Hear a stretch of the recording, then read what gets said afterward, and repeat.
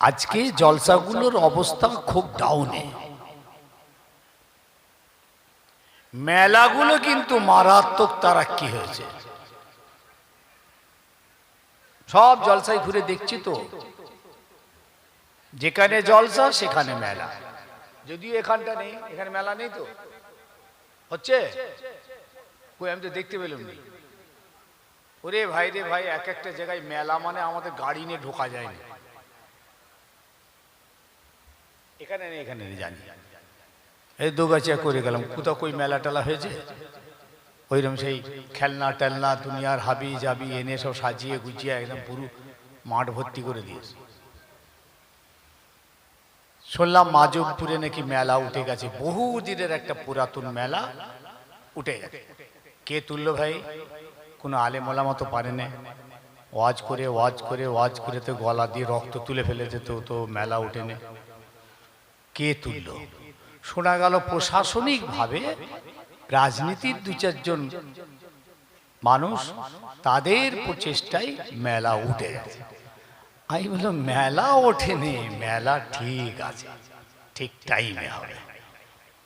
মেলাটা তুলে নাকি ওখানে জলসা দেবে, 2 দিন 3 দিন ব্যাপী জলসা। আমি ব্যাস ওই জলসা দেওয়া মানেই তো মেলা। জলসা মানে কি? মেলা। যত মেলাগুলো হয় জলসা কেন্দ্রিক, আর একটা হয় মাজার কেন্দ্রিক। পীর ওলি আল্লাহদের নামে মেলা, হাড়োয়া চাঁদের মেলা, ভাগড় পীরের মেলা, বুড়ো পীরের মেলা, শুনেছেন? বলেননি? ফতালি বাবার মেলা, কানা পীরের মেলা, যত জায়গায় সব সেজে গেছে পীরেদের নামে। শয়তান কত চালাক! তোরা মেলাটা দিবি কিন্তু পীর বাবাকে জুড়িয়ে দিবি, পীরের নামে দিবি, তোরা ক্লিয়ার। একটা কথা মাথায় রাখবেন ইমানদার ভাইরা, বাবাজিরা, ঈমান যদি আপনার থাকে, আল্লাহর ওয়াদা আছে আল্লাহ আপনাকে জান্নাত দেবেন দেবেন দেবেন। কিন্তু ঈমান যদি চলে যায় কোনো কিনারা নেই। ঈমান যদি থাকে আর গুনাহগার যদি হয়ে আপনি মরেন, আল্লাহ আপনাকে জেল খাটিয়েও কিন্তু আল্লাহর দয়ার জান্নাত আপনাকে দেবেন। সুবহানাল্লাহ বলবেন না? আর কবে বলবেন বলেন না? ওয়াজ তো দুটো হুজুর, জোয়ান হুজুরের ওয়াজ শুনে গেছেন। যদি জিজ্ঞেস করি কি বলে গেল বলেন দিন, তা বলতে পারবেন, ফাটিয়ে ফেলেছে। একজন গজলে গজলে কাঁপিয়ে ফেলেছে, আর একজন মাশাআল্লাহ তাবারাকাল্লাহ ওয়াজ করে করে 2 ঘন্টা ধরে পুরো হয়েছে নাকি তা বলতে পারবেন। এই দেখেন, যখন বর্ষণ খুব জোরে হয়, স্পিডে পানি হয়, মৌসুলধার বর্ষণ যখন হয়, বিশাল পানি হয়ে একদম ভরে গেল, মাটিটা খুলে দেখবে তলা শুকনো। আর যখন ঝিমঝিম ঝিমঝিম ঝিমঝিম করে পানি হচ্ছে, খুঁড়ে দেখবেন একদম তলা পর্যন্ত পানি পৌঁছে গেছে। বাংলা বুঝতে পারেননি? বুঝে গেল কি হলো? বুঝতে পারেননি? যখন তীব্র গতিতে বৃষ্টি হয়, বর্ষণ হয়, পানি স্রোত হয়ে ভেসে চলে গেল, পানি বন্ধ হয়ে গেল। এবার খুঁড়ে দেখেন দিন ভিজেছে কিনা, তলা শুকনো, ও পানি কাজ হয়নি। আর যে পানিটা দেখবেন খুব আস্তে আস্তে খুব হালকা করে ঝিমঝিম ঝিমঝিম ঝিমঝিম করে হচ্ছে বেশ অনেকটা সময় ধরে, একদম কলজে পর্যন্ত পাবিয়ে দিয়েছে। নবী পাক সাল্লাল্লাহু আলাইহি ওয়াসাল্লাম মসজিদে নববীতে যখন সাহাবীদেরকে বুঝাতেন না, 3 বার করে বলতেন একটা কথা, 3 বার, আর উদাহরণ দিয়ে উদাহরণ দিয়ে উদাহরণ দিয়ে সাহাবীদেরকে বুঝাতেন, যাতে সাহাবীরা বিষয়টা বুঝতে পারে, অনুভব করতে পারে, অনুধাবন করতে পারে, গুরুত্বটা উপলব্ধি করতে পারে। এই তবেই তো ওয়াজ।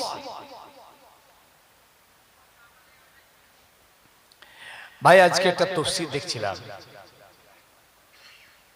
কোরআন পাকের আয়াত, জান্নাতীদেরকে আল্লাহ পাক জাহান্নামা দেখাবেন, আবার জাহান্নামীদেরকে জান্নাত দেখাবেন। দেখ জাহান্নামাটা দেখ, যদি তোদের ওই জায়গাটা হতো কেমন হতো? জান্নাতীরা দেখবে আর অনুভব করবে, ইয়া আল্লাহ ওইটা যদি আমাদের হতো। এবার জাহান্নামীদের দেখাবে, জান্নাতটা দেখ, দেখ যদি এটা হতো। এটা আল্লাহ পাক করাবেন।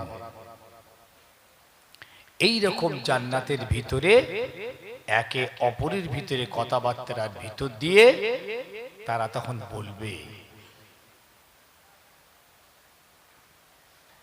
জান্নাতীরা প্রশ্ন করবে জাহান্নামীদের, মা সালাকাকুম ফি সাকার, ও জাহান্নামী ভাইরা কি কারণে তোমরা জাহান্নামায় চলে গেলে?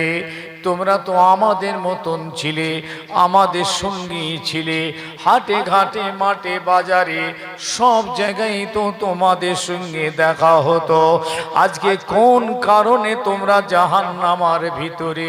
মা সালাকাকুম ফি সাকার। ওরা জবাব দেবে,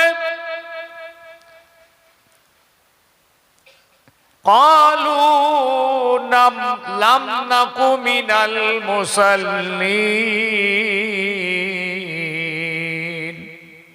ও জান্নাতি ভাইরা, আমরা পৃথিবী জমিনে নামাজি হতে পারিনি, নামাজিদের সঙ্গে থাকিনি, নামাজিদের সোহবত আমরা নিইনি। লাম নাকু মিনাল মুসাল্লিন। কোরআনের আয়াত বলছি, আর কোরআনের আয়াত মানেই হলো একদম কঠিন থেকে কঠিনতর ফয়সালা। এটা মানুষের কথা নয়। মানুষের কথা অনেক বানিয়ে হয়, বাড়িয়ে হয়, কমিয়ে হয়, ভেজাল হয়, 2 নম্বর হয়, মিথ্যা হয়। এটা হচ্ছে আমার আল্লাহর কালাম। আল্লাহ পাক কোরআন পাকে বলছে, মুজরিমিনদের জিজ্ঞেস করবে। মুজরিমিন যারা গুনাহগার, অর্থাৎ যারা জাহান্নামী, কারা জিজ্ঞেস করবে? ফি জান্নাতিন ইয়াতাসালুন, ফি জান্নাতিন ইয়াতাসালুনা আনিল মুজরিমিন। এই শোনো, জান্নাতের ভিতর থেকে জাহান্নামার মুজরিমিন গুনাহগারদের জিজ্ঞেস করা হবে, মা সালাকাকুম ফি সাকার, কোন জিনিস তোমাদেরকে জাহান্নামী বানিয়ে দিল? ক্বালু লাম নাকু মিনাল মুসাল্লিন, আমরা মুসল্লি হতে পারিনি, নামাজি হতে পারিনি, নামাজি হইনি, নামাজিদের সঙ্গীও হইনি, এই কারণে আমরা জাহান্নামী। ওয়ালাম নাকু নুতিমুল মাসাকিন, 2 নম্বর, আমরা পৃথিবী জমিনে কোন মিসকিন, ফকির, বেওয়া, দুস্থ, অসহায় এই মানুষগুলোকে কোনোদিন কোনো সহযোগিতা করি নাই, তাদের কোনোদিন খাওয়াইনি। এই কারণে আমরা জাহান্নামার ভিতরে। 3, অকুন্না নাখুদু মিনাল খায়দিন।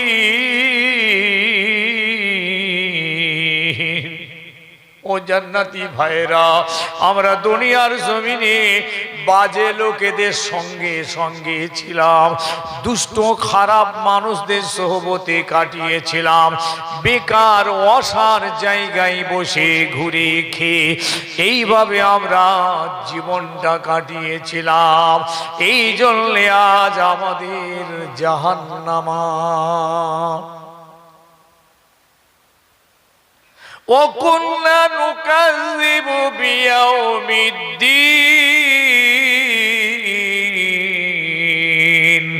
আর আমরা আখিরাতকে আমরা মিথ্যা বলতাম, আখিরাত কিয়ামতকে আমরা মিথ্যা বলি দুনিয়ার জমিনে বলতাম। এই কারণে আমরা জাহান্নামী। হাত্তা ইয়াতিয়াকাল ইয়াকিন। এইভাবে জীবন যাপন করতে করতে আমাদের মত হয়ে যায়। ইমানদার, পৃথিবীর জমির ধোঁকা, একদম খেল তামাশার জায়গা, একদম বরকরার থাকবে না। হ্যাঁ, এক একটা জাহান্নামীদের চেহারার যা বর্ণনা হয়েছে হাদিস পাকে তাজ্জুব হয়ে যাবেন। জাহান্নামীদের একটা বলছে খালি দাঁতটা হবে ওহুদ পাহাড়ের মতো। জাহান্নামীদের দাঁত ওহুদ পাহাড়। চোখটা তাহলে কিরকম হবে, কানটা কেমন হবে, হাতটা কেমন হবে, পাটা কেমন হবে, শরীরটা কেমন হবে, দাঁতগুলো খালি ওহুদ পাহাড়ের মতো হবে।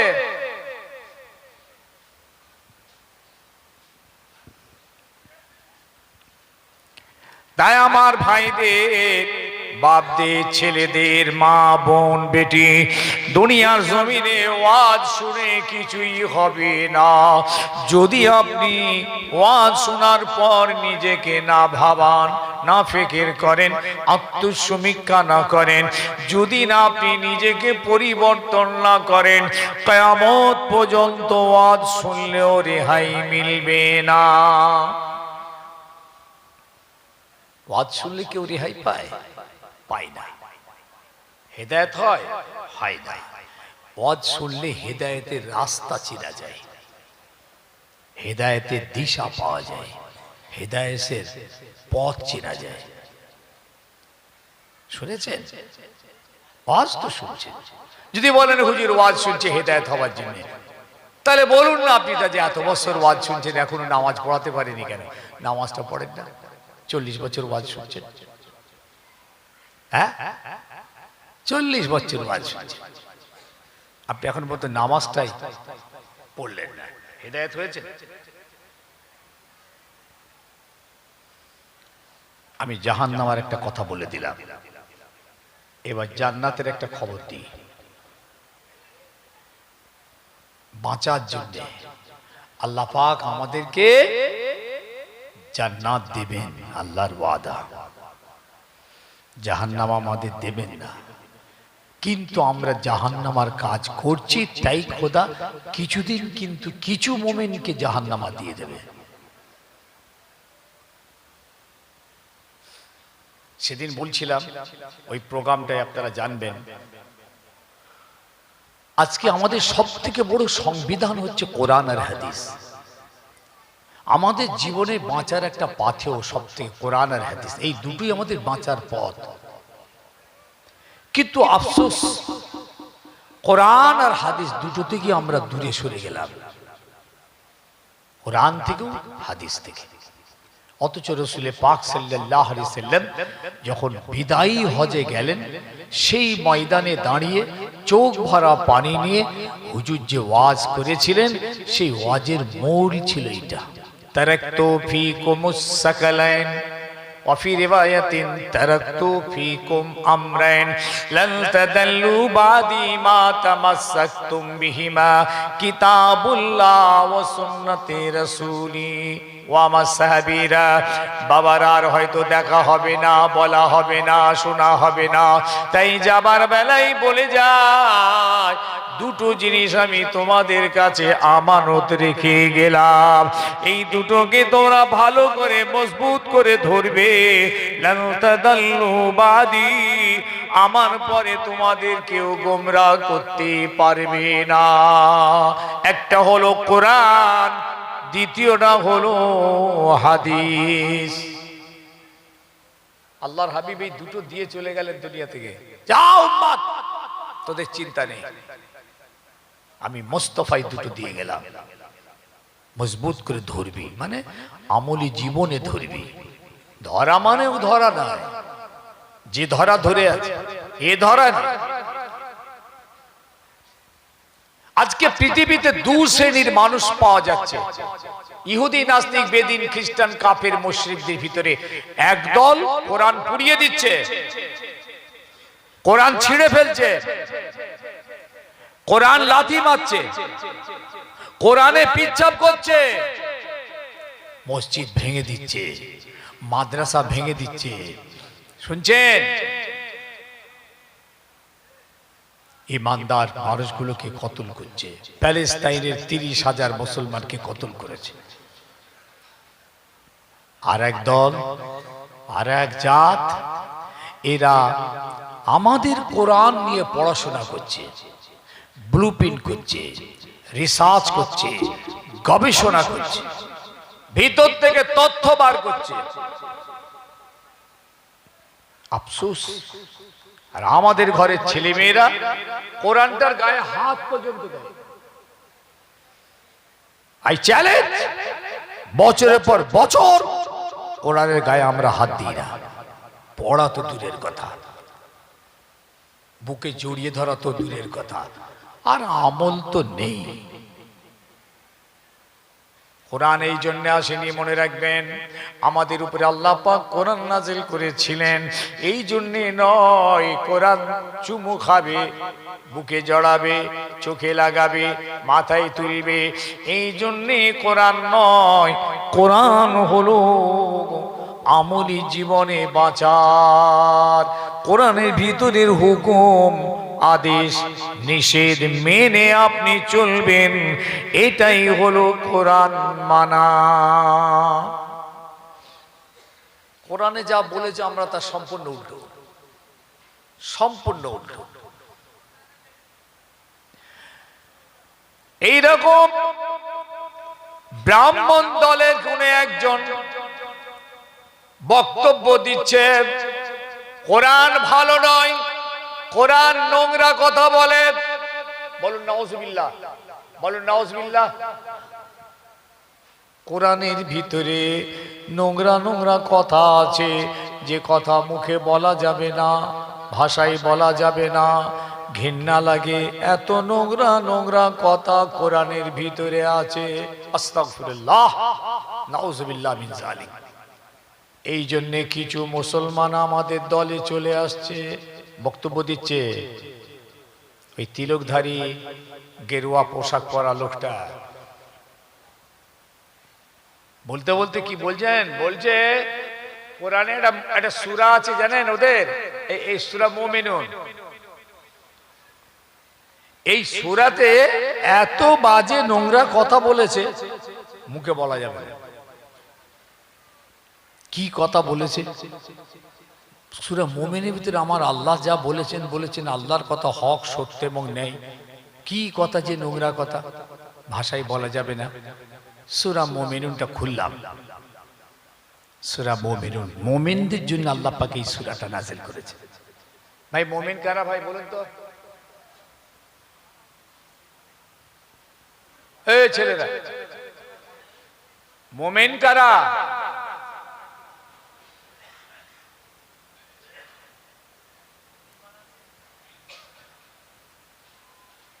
যারা ঈমানদার তারাই মুমিন। আর মুসলমান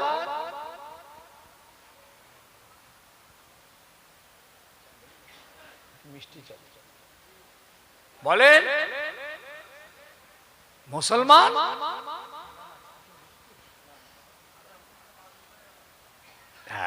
যারা ইসলামের উপরে আছে,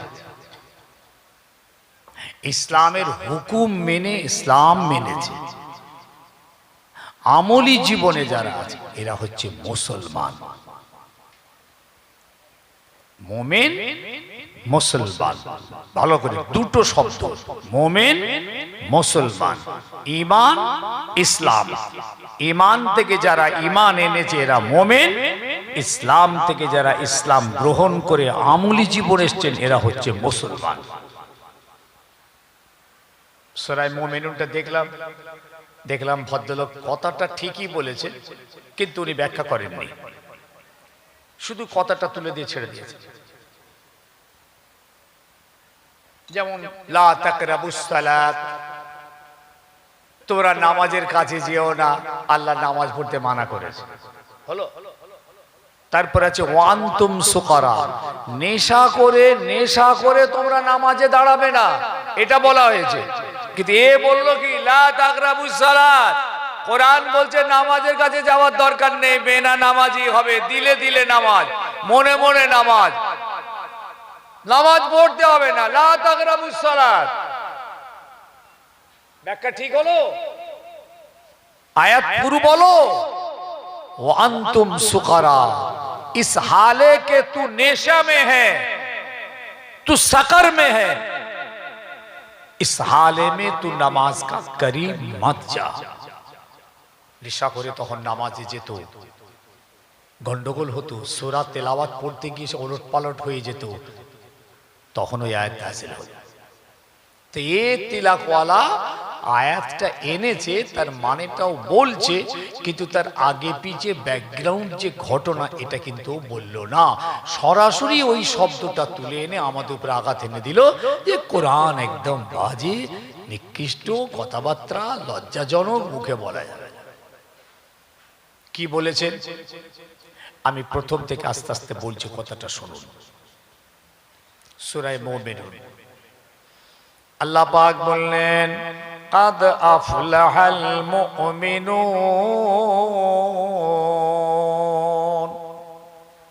আমার মুমিন বান্দা বান্দিরা, আমার মুমিন মুমিনা বান্দা বান্দিরা কামিয়াব হয়ে যাবে। قد أفلح المؤمنون, মুমিন কামিয়াব, মুমিনরা নাজাত, মুমিনরা জান্নাতি। এরপরে বলছেন মোমেনদের ভিতর থেকে কোন মোমেন? সব মোমেন নয়, সবাই মোমেন, সব মোমেন কামিয়াব হতে পারবে না। কোন মোমেন কামিয়াব হবেন? আল্লাযীনা হুম ফি সলাতিহিম খাশিউন, যে মোমেন নামাজি, নামাজের ভিতরে খুশু খুশুর সঙ্গে নামাজ আদায় করে, অনুনয় বিনয় আজিজের কিসারির সঙ্গে নামাজ আদায় করে, এই মুমিন মুসলমান কামিয়াব হয়ে যাবে। কামিয়াব মানে হলো সরাসরি জান্নাত। কামিয়াব মানে জোরে বলুন, সরাসরি জান্নাত। আর নাকামিয়াব মানে জান্নাতে যাবে, জেল কেটে তারপর যাবে। ঘুমোচ্ছেন নাকি? একটা গুণ, মুমিনদের একটা সিফাত আল্লাহ পাক জানিয়ে দিলেন। দুই, আল্লাযীনা হুম আনিল লাগবি মুরিদুন। আল্লাহু আকবার। ওই মুমিন কামিয়াব, যে মুমিন বেফাস জায়গা থেকে, খারাপ জায়গা থেকে, ওয়াসার কাজ থেকে নিজেকে দূরে সরিয়ে রাখবে, এই মুমিনটা কামিয়াব। যেমন তাস খেলা অসার, কোনো লাভ নেই, না দুনিয়ার লাভ না আখিরাতের লাভ। কিরাম খেলছেন, না দুনিয়ার না আখিরাতের বল খেলছেন, না দুনিয়া না আখিরাত মেলা দেখছেন, না দুনিয়া না আখিরাত গান বাজনায়, না দুনিয়া না আখিরাত। এই রকম বিফাস অসার অপ্রয়োজনীয় জায়গা থেকে যে মুমিনটা ফিরে চলে আসে, এই মুমিনটা জান্নাতি। জান্নাতি সব মুমিন নয়, সব মুমিন নয়। এই মুমিন, যে মুমিন বেফাস জায়গায় থাকে, যে মুমিন গান বাজনায় থাকে, যে মুমিন জুয়া তাড়িতে থাকে, এ মুমিন কামিয়াব হতে পারবে না। তবে ঈমান নিয়ে মরলে জাহান্নামের জেল কেটে তবে ও জান্নাত পাবে। 3 নম্বর, শুনছেন না ঘুমোচ্ছেন ভাই সাহেব? অসুবিধা হচ্ছে নাকি? হ্যাঁ, 3 নম্বর, আল্লাযীনা হুম লিয-যাকাতি ফাইলুন। সুবহানাল্লাহ। আমার জমিনে আমার ওই মুমিন জান্নাতি, যে মুমিন যাকাতটা ঠিকভাবে দেবে, যাকাতটা ঠিকভাবে আদায় দেবে, এই মুমিন কামিয়াবি। জোরে বলুন। যাকাত সবাই দেয়? সব মুমিন যাকাত আদায় করে? সব মুমিন যাকাত দেয় না। সব মুমিন পুরোপুরি দেয় না। কেউ আছে কিছু দেয়, কিছু দেয় না, খানিকটা দেয়, খানিকটা দেয় না। এসব মুমিন সাকসেস দেয়, আনসাকসেস। এইবার 4 নম্বর, আল্লাযীনা হুম লিফুরুজিহিম হাফিজুন। ওই মুমিনটা কামিয়াব, ওই মুমিন নাজাত, যে মুমিনটা তাদের শরমগাহ হেফাজত রাখে, লজ্জা স্থান হেফাজত রাখে।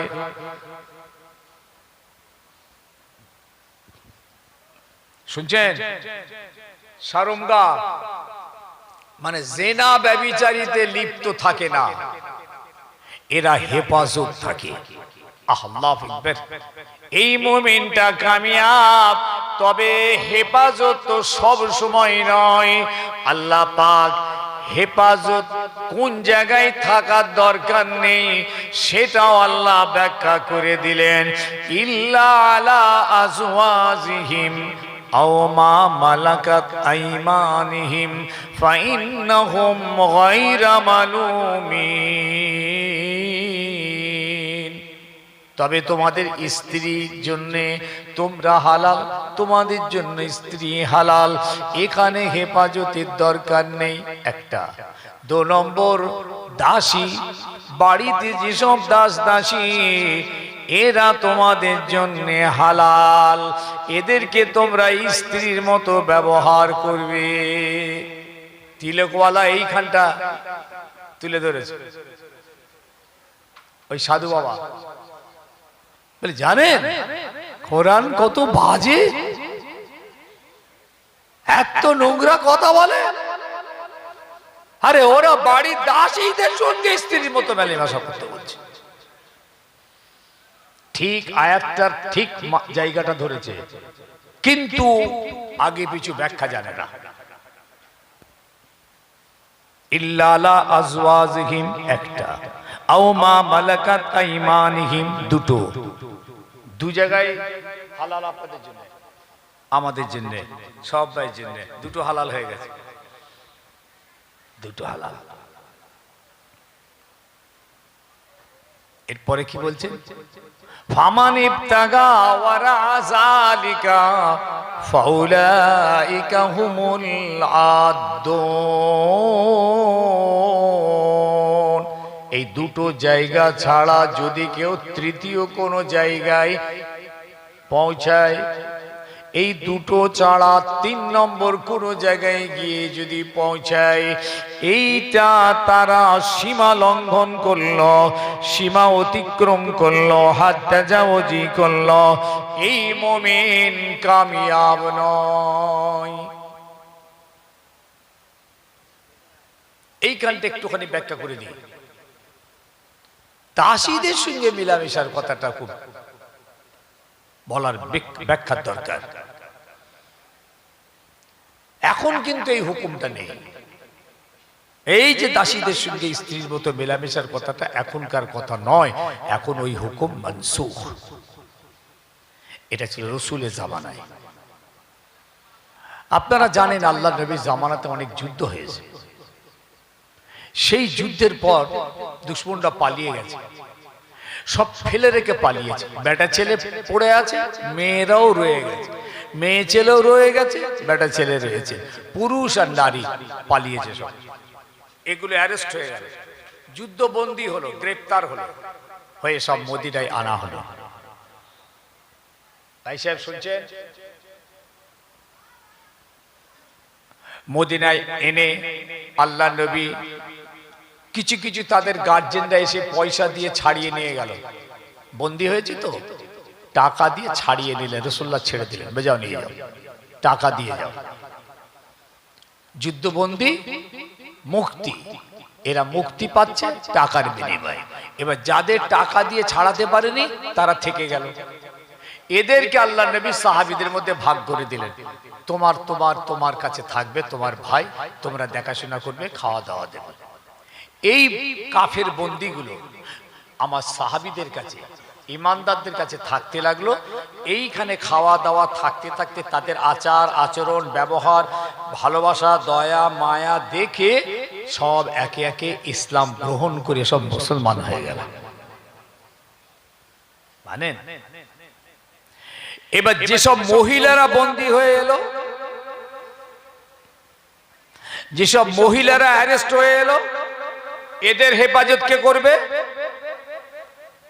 এদের দেখাশোনা কে করবে? এদের জিম্মাদারি কে নেবে? এদের সহাবস্থানের ব্যবস্থা কি হবে? ওই আয়াত আল্লাহ বলেন, নবী এটা সকলের জন্য হালাল করে দিলুম। এই সব দাসীরা তোমাদের কাছে থাকবে, তোমাদেরকে বিবাহ করতে হবে না, এটা তোমাদের কাছে স্ত্রীর মতো ব্যবহার, তাদের সম্মান পাবে, তারা খাওয়া দাওয়া পড়া সব রকম ভাবে তোমাদের সহযোগিতায় থাকবে, কিন্তু এরা স্ত্রী নয়। যেহেতু এরা যুদ্ধবন্দী, এই জন্য এরা দাসী হিসাবে থাকবে। এই হুকুমটা আল্লাহ পাকের পক্ষ থেকে দিয়ে ইসলামের পক্ষ থেকে তাদের প্রতি মায়া ভালোবাসা ইনসাফ তাদের হক বেঁচে থাকার স্বাধীনতা আল্লাহর পক্ষ থেকে তাদেরকে দেওয়া হয়েছিল। সেটা সেই সময় পর্যন্ত হালাল ছিল, তারপর এই হুকুম ক্যান্সেল। এখন কিন্তু এটা জায়েজ নয়, এখন একটাই হালাল। ভাই কথা বুঝে নিচ্ছেন তো? কি হলো? চুপচাপ হয়ে গেছেন, বুঝছেন কথা? এর সাড়া দেয় এখন চলবে না, এখনই মানসুখ। এরপরে আল্লাহ আবার মুমিনদের কথা ঘোষণা দিলেন, আল্লাযীনা হুম লিআমানাতিহিম ওয়া আহদিহিম রাউন।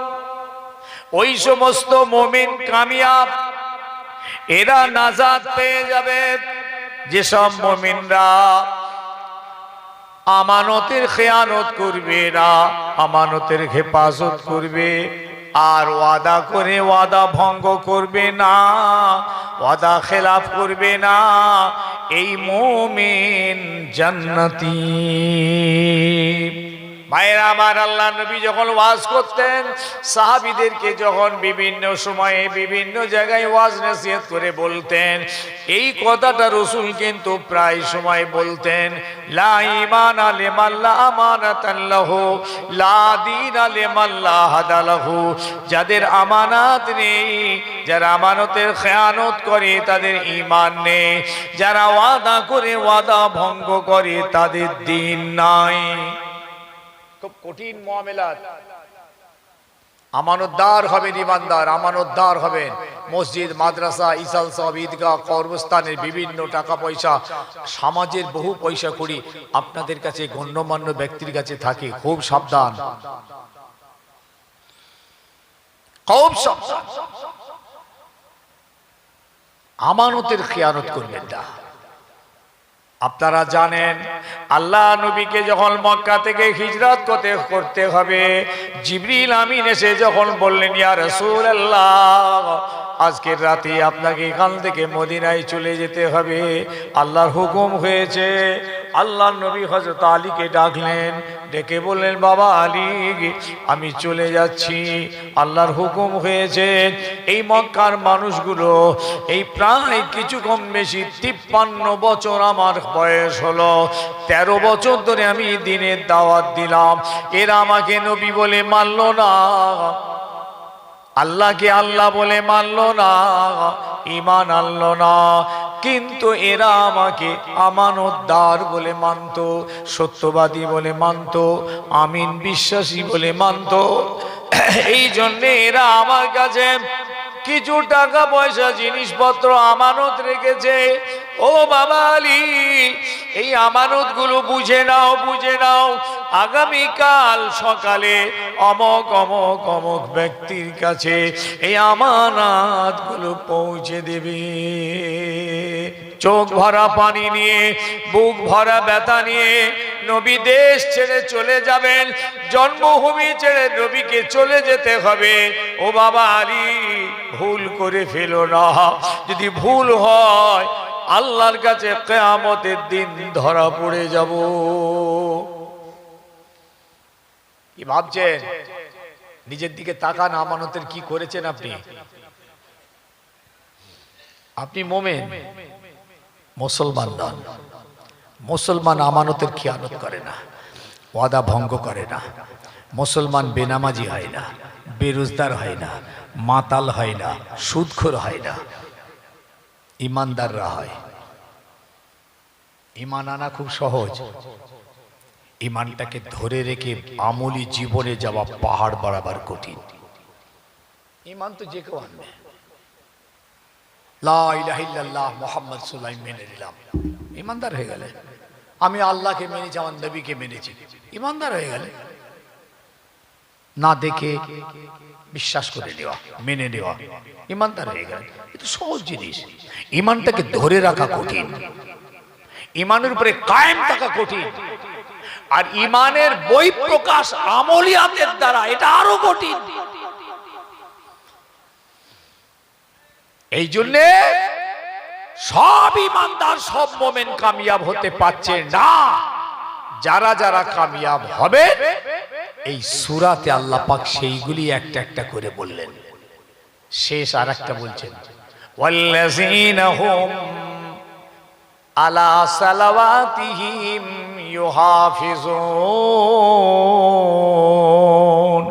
ওই সমস্ত মুমিন কামিয়াব হয়ে যাবে, এরা জান্নাতের মালিক হয়ে যাবে যারা 5 ওয়াক্তের নামাজ ঠিক ওয়াক্তে আদায় করে নেবে। আরে ভাই, নামাজি ভাইগুলো অন্তত সুবহানাল্লাহটা তো বলেন। হ্যাঁ, একদম হলার জাম বলেন সুবহানাল্লাহ, বলেন সুবহানাল্লাহ। ওয়াল্লাযীনা হুম আলা সালাওয়াতিহিম ইউহাফিজুন। এই পর্যন্ত মোমেনদের ডিক্লারেশন দিয়েছেন। মোমেন ভাইরা, যুবক ছেলেরা, মা বোনেরা সব বাইর হয়েছে, আপনাদের হয়েছে। মোমেন মোমেনা এর মধ্যে দুটোই, প্রত্যেকের জন্য ডিক্লারেশন দিলেন। আল্লাহ পাক এবার নিয়ামতের খুশখবরি দিয়ে দিচ্ছেন। উলাইকা হুমুল ওয়ারিসুন। ওই মুমিনগুলো ওয়ারিস হয়ে গেল, মালিক হয়ে গেল, এরা মালিক অংশীদার হয়ে গিয়েছে। উলাইকাল ওয়ারিসুন। কিসের ওয়ারিস? আল্লাযীনা হুম ইয়ারিসুনাল ফিরদাউসা ওয়া হুম ফিহা খালিদুন। সুবহানাল্লাহ বলুন, জান ভরে বলুন, দিল লাগিয়ে বলেন। আল্লাযীনা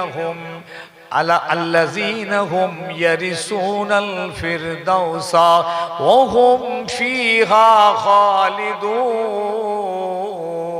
এই খালিদুন এমন ঢুকবেন জান্নাতুল ফিরদাউসে আর বেরোবেন না। খালিদুন আল্লাহ দয়া, আল্লাহ জান্নাতের ভিতরে দেবেন আর বার করবেন না। আর একটা শব্দ আছে দাখিলুন, ঢুকবেন আবার বেরোবেন। ওটা জাহান্নামের ক্ষেত্রে। জান্নাতের ক্ষেত্রে দাখিলুন নেই, খালিদুন আছে। কথা কি বুঝতে পারছেন? খালিদুন শব্দটার মানে হলো প্রবেশ করবে জান্নাতে আর বেরোবে না। আর জাহান্নামের ক্ষেত্রে খালিদুন, দাখিলুন খালিদুন দুটো শব্দ। আল্লাযীনা ইয়ারিসুনাল ফিরদাউসা। সুবহানাল্লাহ, আল্লাহ আপনাদেরকে জান্নাতুল ফিরদাউসের মালিক বানিয়ে দিচ্ছেন।